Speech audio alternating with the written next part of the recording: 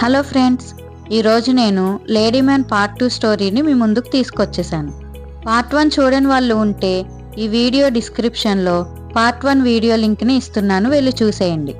ఇంకా మన ఛానల్ని ఎవరైనా సబ్స్క్రైబ్ చేసుకోకపోతే ఇప్పుడే సబ్స్క్రైబ్ చేసుకోండి.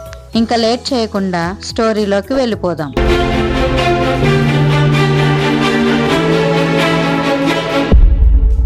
ఆ ఊరి ప్రజలు చార్లీని కలిసి జరిగిందంతా చెప్పి మీరే ఎలా అయినా మాకు సాయం చేయాలి అంటారు.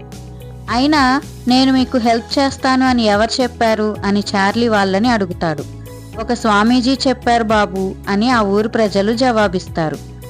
దానికి చార్లీ, ఇది అంత అబద్ధం, నేను ఎవరికీ సహాయం చెయ్యను, వెంటనే ఇక్కడి నుండి వెళ్ళిపోండి అని గట్టిగా అరుస్తాడు. ఇంకా ఏమీ చెయ్యలేక ఉన్న ఒక్క ఆశను కూడా వదులుకుని ఆ ఊరి ప్రజలు నిరాశగా బాధపడుతూ అక్కడి నుండి వెళ్ళిపోతారు.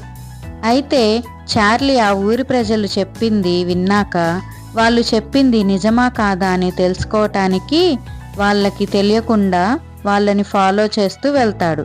ఇంకా రాత్రి 9 గంటలు అవనే అవుతుంది. ఎప్పటిలానే ట్రైన్లో నుండి ముసుగు దొంగలు వచ్చి ఒక అబ్బాయిని చంపి వెళ్ళిపోతారు.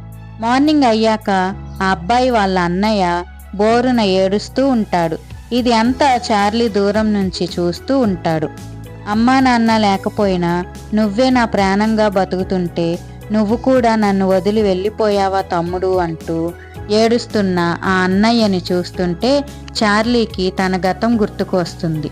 అయితే చార్లీ గతానికి వెళ్తాడు. చంపక్ చనిపోయాడని చార్లీ తన తమ్ముణ్ణి పట్టుకుని ఏడుస్తూ ఉండగా అప్పుడే చాందిని అక్కడికి వచ్చి, ఊరుకో చార్లీ, ఏడవకు అంటుంది. దానికి చార్లీ, పోవే పాపాత్మురాల, ఏమీ తెలియనట్టు నటించకు, నువ్వు రాత్రి నా తమ్ముణ్ణి చంపి వెనుక డోర్ నుంచి పారిపోవడం నేను చూశాను, ఇక నటించింది చాలు, వెంటనే ఇక్కడి నుండి వెళ్ళిపో అని కోపంగా అరుస్తాడు. దాంతో అక్కడ ఉన్న వాళ్ళంతా చాందినిని ఒక హంతకురాల్లా చూస్తారు. స్టోరీ ప్రెజెంట్కి వస్తుంది. దూరంగా ఉన్న చార్లీని ఆ ఊరి ప్రజలు చూసి, చూసావా అయ్యా, మా ఊరి పరిస్థితి ఇది, అయినా సాయం చెయ్యను అన్నవాడివి ఎందుకు వచ్చావు? మేము పడే బాధల్ని చూసి నవ్వుకోటానికి వచ్చావా? రా అయ్యా, దగ్గరికి వచ్చి చూడు అని నానా మాటలు అంటారు చార్లీని. అది అంతా విన్న చార్లీ దుఃఖం మింగుతూ, సరే నేను మీకు సాయం చేస్తాను, కానీ ఒక కండిషన్. అది ఏంటి అంటే, నేను మీకు 3 రోజులు మాత్రమే హెల్ప్ చేస్తాను, ఆ తర్వాత హెల్ప్ చెయ్యను అని అంటాడు. దానికి ఆ ఊరి ప్రజలు కనీసం 3 రోజులైనా ఆ ఊరిలో చావులు ఆగుతాయని చార్లీ పెట్టిన కండిషన్కి ఒప్పుకుంటారు. ఇక చార్లీ ఆ ముసుగు దొంగలతో ఫైట్ చేసి చెప్పినట్టుగానే ఆ ఊరిని ముసుగు దొంగల బారి నుండి కాపాడుతాడు. చార్లీ చెప్పిన 3 రోజులు అయిపోయాయి. ఇప్పుడు 4వ రోజు వచ్చింది. సమయం రాత్రి 9 గంటలు అవుతుంది. ఆ ఊరి ప్రజల్లో మళ్ళీ భయం మొదలైంది. అందరూ దేవుణ్ణి ప్రార్థిస్తూ ఉంటారు. ఎప్పుడులాగానే ముసుగు దొంగలు మళ్ళీ వస్తారు. ఇంకా మార్నింగ్ లేచి ఎవరికి వారు ఈసారి ఎవరింట్లో చావు వినాల్సి వస్తుందో అని అనుకుంటూ ఉంటారు. కానీ విచిత్రం ఏంటి అంటే, ఈసారి ఆ ఊరిలో ఎవరు చనిపోయి ఉండరు. ఇది తెలిసిన ఆ ఊరి ప్రజలు చాలా సంతోషిస్తూ ఉంటారు. ఇంకా మన ఊరికి మంచి రోజులు వచ్చాయి అనుకుంటూ సంబరపడిపోతూ డాన్సులు చేస్తూ ఉంటారు. ఇంతలో ఆ దొంగల ముఠ అక్కడికి వస్తుంది. ఇక్కడ మనకి అదిరిపోయే ట్విస్ట్ ఏంటి అంటే, ఆ ముఠాకి యజమాని మరెవరో కాదు, మన చాందిని అయి ఉంటుంది. చాందిని ఆ ఊరి ప్రజల మధ్యలో చార్లీని చూసి ఆశ్చర్యపోయి తన గతానికి వెళ్తుంది. స్టోరీ కొన్ని సంవత్సరాల వెనక్కి వెళ్తుంది. అయితే చంపక్ అండ్ చార్లీ మాటలు బయట కిటికీలో నుంచి విన్న చాందిని పరిగెత్తుకుంటూ తన ఇంట్లోకి వెళ్తుంది కదా. అలా వెళ్ళిన చాందిని ఏడుస్తూ ఆ రాత్రి అంతా పడుకోదు. బాగా ఆలోచించి తను చనిపోవాలి అని నిర్ణయానికి వచ్చి పాలల్లో కలుపుకునే పాయిజన్ తెచ్చుకుని తాగుదామని మిల్క్ రెడీ చేసుకుని బాక్స్ ఓపెన్ చేసేలోగా చాందిని వాళ్ళ నాన్న వచ్చి, ఏంటమ్మా ఈ పిచ్చి పని అని బాక్స్ లాక్కుని బయటికి విసిరేస్తాడు. అలా అప్పుడు ఆ బాక్సే చంపక్ పక్కన వచ్చి పడుతుంది.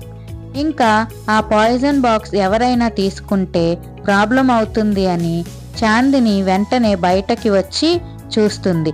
కానీ అప్పటికే ఆ బాక్స్ అక్కడ ఉండదు. అయితే చాందిని అక్కడ అందరిని అడిగి చూస్తుంది, కానీ ఎవరికీ తెలియదు అంటారు. చివరికి ఆ బాక్స్ చంపక్ తీసుకున్నాడు అని ఒక పిల్లాడి ద్వారా తెలుస్తుంది. వెంటనే చాందిని చంపక్ని కలవటానికి వెళ్తుంది. అక్కడ డీప్ స్లీప్ లో ఉన్న చంపక్ని చూసి లేపటం ఇష్టం లేక వెళ్ళిపోతుంటే తన చెయ్యి తగిలి టేబుల్ మీద ఉన్న గ్లాసు కింద పడుతుంది. అప్పుడే చంపక్ లేచి చూస్తే అక్కడ చాందిని ఉండటంతో చార్లీని పిలుస్తూ పడిపోతాడు. చాందిని చంపక్ని లేపుదామని ట్రై చేస్తుంది, కానీ చంపక్ లేవడు. ఈలోగా చాందినికి పక్కన పాయిజన్ బాక్స్ ఓపెన్ చేసినట్టు కనపడుతుంది. టేబుల్ మీద పాలు తాగిన గ్లాసు, బాక్స్ ఓపెన్ చేసి ఉండటం ఇది అంతా గమనించిన చాందినికి చంపక్ ఆ పాయిజన్ తాగేశాడు అని అర్థమవుతుంది. ఇంకా భయంతో ఏం చెయ్యాలో తెలియక వెనక డోర్ నుంచి పారిపోతుంది చాందిని. తరువాత రోజు మార్నింగ్ చంపక్ చనిపోయాడు అని తన డెడ్ బాడీ దగ్గర ఏడుస్తున్న చార్లీకి నిజం చెప్పటానికి చాందిని వెళ్తుంది. కానీ చార్లీ అది ఏం వినకుండా చాందిని మీద కోపంగా అరుస్తాడు. అప్పుడు చాందిని ఏడ్చుకుంటూ అక్కడి నుండి వెళ్ళిపోతుంది. తన తమ్ముడి కార్యక్రమం తర్వాత చార్లీ కూడా ఊరు నుంచి వెళ్ళిపోతాడు. ఇంకా తన తమ్ముడి చావుకి కారణం చాందిని అని చార్లీ అన్న మాటలకు ఆ ఊరి ప్రజలు చాందినిని అనరాని మాటలు అంటుంటే అది చూసి అవమానం తట్టుకోలేక చాందిని వాళ్ళ నాన్న చనిపోతాడు. తరువాత ఆ ఊరి ప్రజలు అందరూ కలిసి ఇది అసలు ఆడదే కాదు, ఒక ప్రాణాన్ని పొట్టన పెట్టుకుంది, ఇది అసలు అమ్మాయా లేక అబ్బాయా అని చాందినిలో ఉన్న లోపాన్ని కూడా వేలెత్తి చూపుతూ ఇది ఇక్కడ ఉంటే మనల్ని కూడా చంపేస్తుంది అంటూ చాందినిని ఆ ఊరి నుండి తరిమేస్తారు. తరువాత స్టోరీ ప్రెజెంట్కి వస్తుంది. చార్లీ చాందినిని చూస్తూ నాకు తెలుసు నువ్వు ఇక్కడికి ఖచ్చితంగా వస్తావని, నీ అంతు చూడటానికి నేను ఎప్పటి నుండో ఎదురు చూస్తున్నాను అని అంటాడు. అది విన్న చాందిని ఇప్పుడైనా నేను చెప్పేది విను అని జరిగిందంతా చార్లీకి చెబుతుంది. తన తమ్ముణ్ణి చాందిని చంపలేదు అని నిజం తెలుసుకున్న చార్లీ చాందినికి సారీ చెబుతాడు. ఇంకా వాళ్ళిద్దరూ మళ్ళీ ఎప్పటిలా కలిసిపోతారు. అప్పుడు చార్లీ ఆశ్చర్యంగా నువ్వు ఏంటి హత్యలు చేయటం ఏంటి అని అడుగుతాడు. ఈ ఊరి వాళ్ళు నన్ను అనరాని మాటలు అని మా నాన్న చావుకి కారణమయ్యారు, అందుకే ఈ ఊరి వాళ్ళని చంపి నా పగ తీర్చుకుంటున్నాను అని అంటుంది. దానికి చార్లీ తప్పు చాందిని, ఎప్పుడో జరిగిపోయిన దాని గురించి ఈ అమాయకపు ప్రజలను హింసించకూడదు అని చెప్పి ఆ ప్రజలను క్షమించమని చెబుతాడు. ఇక చాందిని కూడా సరే అని ఆగిపోతుంది. అయితే చాందినికి ఒక డౌట్ వస్తుంది. ఈ అటాక్స్ చేసింది నేనే అని నీకు ఎలా తెలిసింది అని చాందిని చార్లీని అడుగుతుంది. అప్పుడు చార్లీ నవ్వుతూ నువ్వు మర్చిపోయావా, మనం చిన్నప్పుడు సెల్ఫ్ డిఫెన్స్ ట్రైనింగ్ తీసుకుంటున్నప్పుడు మన గురువు గారు ఏం చెప్పారో, మనం శత్రువుతో ఫైట్ చేసేటప్పుడు ఎదుటి వాళ్ళు ఎవరు ఏంటి అని చూడకూడదు, ఎదుటివారు ఎవరైనా సరే వాళ్ళతో ఫైట్ చేయాలి. అంతేకాకుండా శత్రువుకి మనం 3 ఛాన్సెస్ ఇవ్వాలి. అప్పుడే మనకి వాళ్ళల్లో ఉన్న ప్లస్ ఇంకా మైనస్ పాయింట్స్ తెలుస్తాయి. అప్పుడు వాళ్ళని ధైర్యంగా ఎదుర్కోవచ్చు. అంతేకాకుండా మనం అటాక్ చేసేటప్పుడు మనకి ఒక సిగ్నేచర్ సింబల్ ఉండాలి. అప్పుడే ఆ అటాక్ మనది అని గుర్తు ఉంటుంది అని చెప్పారు. అందుకే ఈ ఊరి ప్రజలకు 3 ఛాన్సెస్ అని కండిషన్ పెట్టాను. అలా అయితే నిన్ను కూడా డైరెక్ట్గా పట్టుకోవచ్చు అని. అయితే ఆ సిగ్నేచర్ సింబల్ గులాబీ ముళ్ళు అటాక్ని చూశాక నువ్వే అని కన్ఫర్మ్ అయింది. గులాబీ ముళ్ళు అటాక్ అంటే ఆ ఊరి ముసుగు దొంగలు గులాబీ కొమ్మని ఆయుధంగా వాడి ఆ ఊరి ప్రజలని చంపుతూ ఉంటారు. చార్లీ ఆ ఊరికి వచ్చినప్పుడు అది గమనిస్తాడు. దాంతో ఈ అటాక్ చేసింది నువ్వే అని నాకు అర్థమైంది.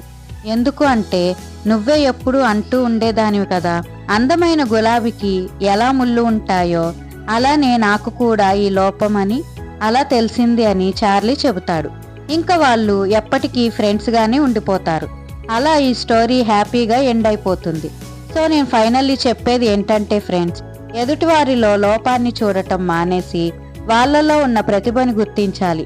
లేదంటే వాళ్ళలో భావోద్వేగాలు పెరిగిపోయి ఇలాంటి అనర్థాలకు దారితీస్తాయి. ఇది ఫ్రెండ్స్ స్టోరీ. లైక్ చేయడం మాత్రం మర్చిపోకండి. సో ఈ స్టోరీ మీకు ఎలా అనిపించిందో కామెంట్ చేయండి. అంతేకాకుండా ఈ స్టోరీ మీకు నచ్చినట్లయితే మీ ఫ్రెండ్స్ అండ్ ఫ్యామిలీకి కూడా షేర్ చేయండి. మళ్ళీ మరొక కొత్త స్టోరీతో మీ ముందుకు వచ్చేస్తాను. Until then keep watching. Bye bye.